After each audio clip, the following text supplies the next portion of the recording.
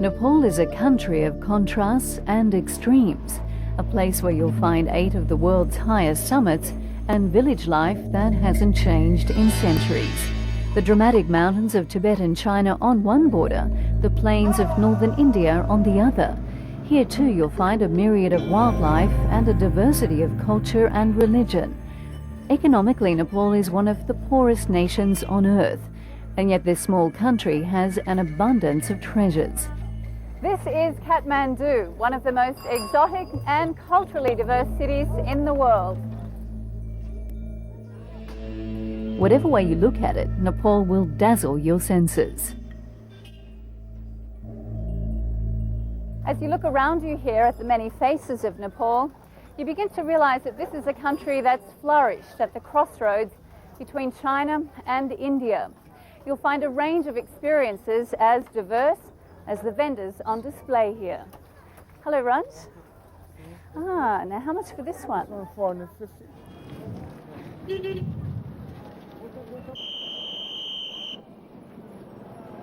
Nepal has as many festivals as there are days in the year. The most important is Shivaratri, or the birthday of Lord Shiva, the most powerful Hindu god.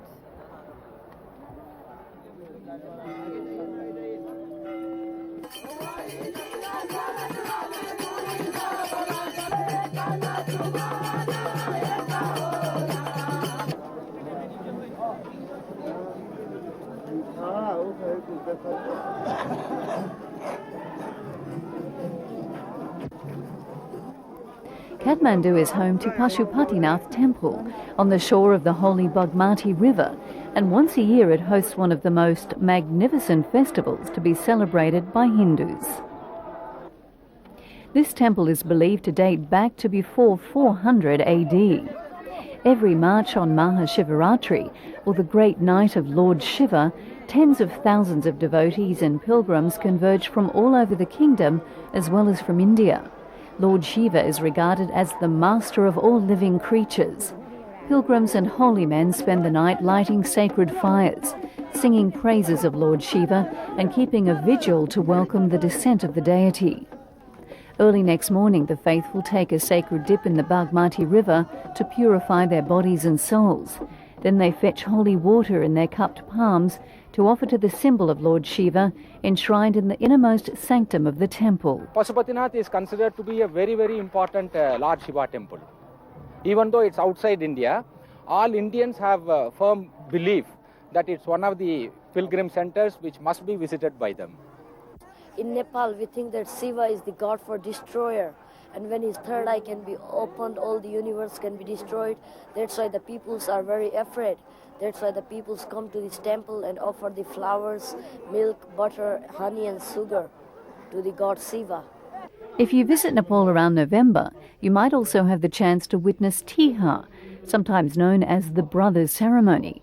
It lasts for 5 days and is marked by worship to different animals such as the crow, the dog and the cow.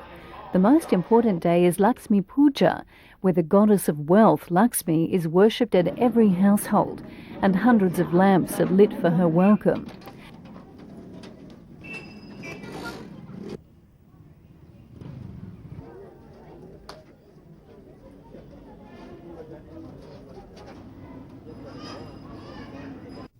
On the 5th day, sisters show their affection and honour towards their brothers, feeding them with delicious food.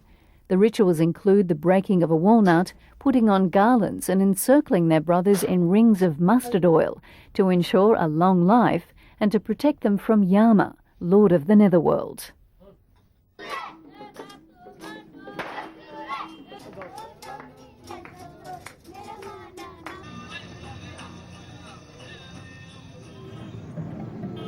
Nepal also has a rich heritage of architectural treasures. Throughout the Kathmandu Valley, you'll find the heart of Nepal's heritage, particularly in the ancient cities of Bhaktapur and Patan. Patan is filled with ancient places, temples and shrines built in the 17th century. Krishna Mandir, the temple of Lord Krishna, holds court in the centre of the city, its 21 stone spires reflecting the grandeur of another era.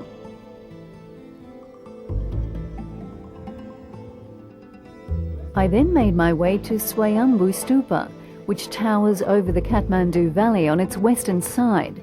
The stupa is a World Heritage Site and one of the holiest Buddhist sites in Nepal. Each morning before dawn, hundreds of pilgrims will ascend the 365 steps that lead up the hill and begin a series of clockwise walks around the stupa.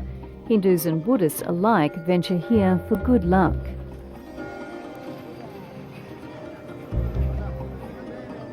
East of Katmandu, the old city of Bhaktapur will fill you with awe.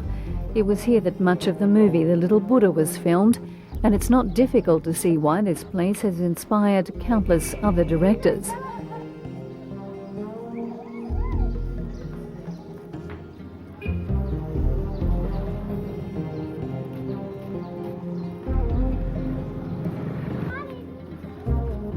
This is a community where time has stood still for centuries. There are no cars to remind one of the 21st century. Cobbled lanes lead past ancient buildings into shadowed courtyards and back to a medieval past.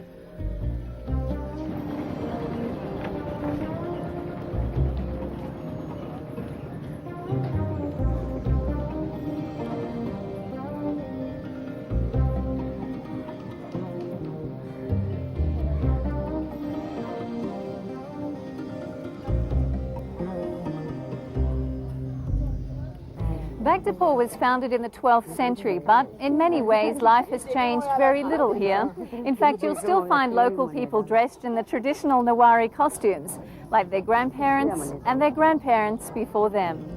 We explored the Golden Gate, the palace of 55 windows and the 5-story temple built in the 18th century.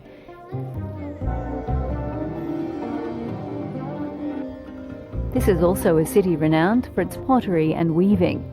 You'll also find many artists at work painting the detailed tankas that are found both here and in Tibet. Many depict the life of Buddha or the Wheel of Life. This work takes time and is often finished in gold detail. Preserving ancient treasures is costly for Nepal, but the country has embarked on scores of restoration projects in the hope that not only more tourists will come here, but so that future generations can also stop and reflect on what once was.